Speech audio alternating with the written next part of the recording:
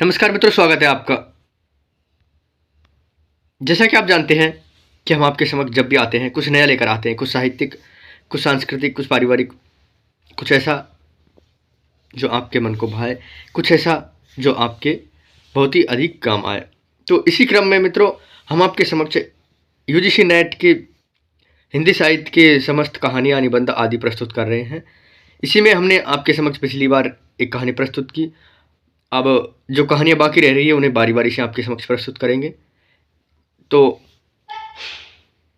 अगले क्रम में हमारे पास कहानी है एक टोकरी भर मिट्टी, जो कि हिंदी की प्रारंभिक कहानियों में बहुत ही फेमस जानी जाती है। कहानी के लेखक है माधवराव सप्रे। एक टोकरी भर मिट्टी, ये देखिए, ये माधवराव सप्रे जी का चित्र है। अब देखिए कहानी में आगे क्या होता है। तो कहानी यहाँ से शुरू होती है। किसी श्रीमान जमींदार के महल के पास एक गरीब अनाथ विधवा की झोपड़ी थी। जमींदार साहब को अपने महल का अहाता उस झोपड़ी तक बढ़ाने की इच्छा हुई।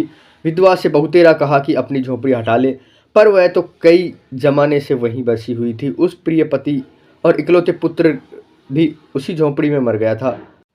पतोवी 5 बरस की कन्या को छोड़कर चल बसी थी। अब यही उसकी पोती इस वृद्धाकाल में एकमात्र आधार थी। उसे अपनी पूर्व स्थिति की याद आती तो मारे दुख के फूट फूट कर रोने लगती। और जब से उसने अपने श्रीमन पड़ोसी की इच्छा का हाल सुना है, तब से मृत प्राय हो गई है। उस झोपड़ी में उसका मन लग गया था कि बिना मरे वहां से निकलना नहीं चाहती थी। श्रीमान के सब प्रयत्न निष्फल हुए। तब वह अपनी जमींदारी चाल चलने लगे। बाल की खाल निकालने वाले वकीलों की थैली गरम कर उन्होंने अदालत से झोपड़ी पर अपना कब्जा कर लिया और विधवा को वहां से निकाल दिया। बेचारी अनाथ तो थी ही, पास पड़ोस में कहीं जाकर रहने लगी। एक दिन श्रीमान उस झोपड़ी के पास आसपास टहल रहे थे और लोगों से काम बतला रहे थे कि वह विधवा एक हाथ में टोकरी लेकर वहां पहुंची। श्रीमान ने उसको देखते ही अपने नौकरों से कहा कि उसे यहाँ से हटा दो, पर वह गिड़गिड़ा कर बोली, महाराज, अब तो वह झोपड़ी तुम्हारी हो गई, मैं उसे लेने नहीं आई हूँ। महाराज क्षमा करें,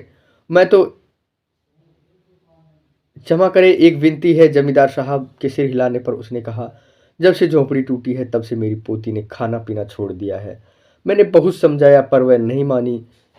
यही कहा करती है कि अपने घर चल, वहीं रोटी खाऊंगी। तब मैंने यह सोचा कि इस झोपड़ी में से एक टोकरी भर मिट्टी लेकर उसी का चूल्हा बनाकर रोटी पकाऊंगी। इससे भरोसा है कि वह रोटी खाने लगेगी।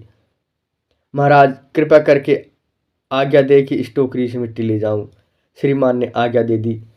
विधवा झोपड़ी के भीतर गई। वहां जाते ही उसे पुरानी बातों का स्मरण हुआ और उसकी आंखों से आंसू की धारा बहने लगी। उसे आंतरिक दुख से किसी तरह संभल कर उसने अपनी टोकरी मिट्टी से भर ली और हाथ से उठाकर बाहर ले आई। फिर हाथ जोड़कर श्रीमान से प्रार्थना करने लगी, महाराज, कृपा करके इस टोकरी को जरा हाथ लगाइए, जिससे कि मैं अपने सिर पर रख लूं। जमींदार साहब पहले तो बहुत नाराज हुए, पर जब वह बार बार हाथ जोड़कर कहने लगी और पैरों पर गिरने लगी, तब उनके मन में दया आ गई और नौकर से न कहकर आप ही स्वयं टोकरी उठाने गए। आगे बढ़े। ज्यों ही टोकरी को हाथ लगाकर ऊपर उठाने लगे, त्यों ही देखा कि यह काम उनकी शक्ति के बाहर है। फिर तो उन्होंने अपनी सब ताकत लगाकर टोकरी को उठाना चाहा, पर जिस स्थान पर टोकरी रखी थी वहां से वह हाथ भी ऊंची न हुई। वह लज्जित होकर कहने लगे, टोकरी हमसे न उठाई जाएगी। यह सुनकर विधवा ने कहा, महाराज, नाराज न हो, आपसे एक टोकरी भर मिट्टी न उठाई जाती है, और इस झोपड़ी में तो हजारों टोकरियां मिट्टी पड़ी है। उस भार का आप जन्म भर क्यों कर उठा सकेंगे? आप ही इस बात पर विचार कीजिए। जमींदार साहब धनमर्द से गर्वित हो अपना कर्तव्य भूल गए थे, पर विधवा के उपयुक्त वचन सुनते ही उनकी आंखें खुल गई। कृतक्रम का पश्चाताप कर उन्होंने विधवा से क्षमा मांगी और उनकी झोपड़ी वापस दे दी। मित्रों, ये कहानी छोटी सी थी लेकिन बहुत शिक्षाप्रद कहानी है, और तत्कालीन समय में ऐसे काम होते थे, लेकिन कुछ ही लोगों का मन ऐसे पिघलता था। माधवराव सप्रे जी की नहीं, ये हिंदी की प्रारंभिक कहानियों में से भी एक है। कहानी कैसी लगी आप बताइएगा कुछ आपके सजेशन है तो कमेंट बॉक्स में करिएगा। इसी के साथ में लेते हैं आपसे विदाई। नमस्कार, धन्यवाद।